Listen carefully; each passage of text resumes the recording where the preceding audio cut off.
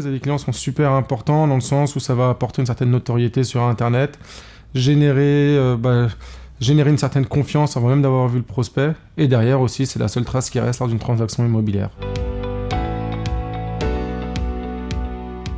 Alors je collecte mes avis clients en général à la fin d'une transaction, donc quand la vente a abouti, en général chez le notaire.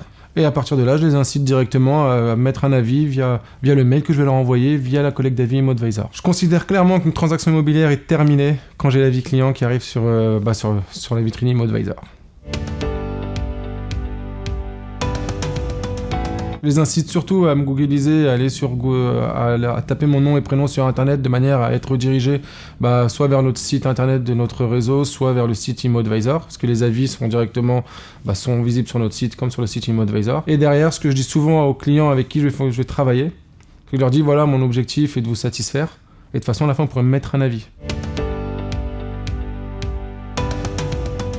Donc oui, c'est un élément de différenciation. Parce que des fois, il y a des confrères qui n'ont simplement pas d'avis. Et derrière, ça joue énormément. En fait, les avis, non, mais c'est surtout la pertinence des avis. Donc, on peut avoir plein d'avis, mais si on a des avis négatifs ou des avis qui ne veulent pas dire grand-chose, c'est une chose. Mais d'avoir des avis positifs avec des recommandations, oui, ça joue énormément. Voilà, j'ai vendu pas mal de biens où on me parle de mes avis. Et rien qu'il y a 2 jours, j'ai rentré une exclusivité d'un client qui m'a rappelé que, voilà, on a vu que c'était très recommandé, donc... C'est pour ça qu'on vous fait confiance.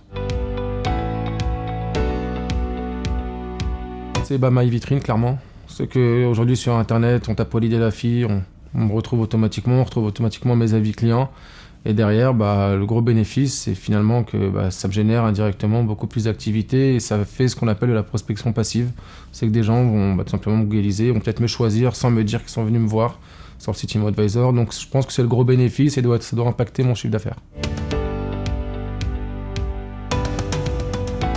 Alors, le gros point fort, il n'y en a pas qu'un, il y en a plusieurs.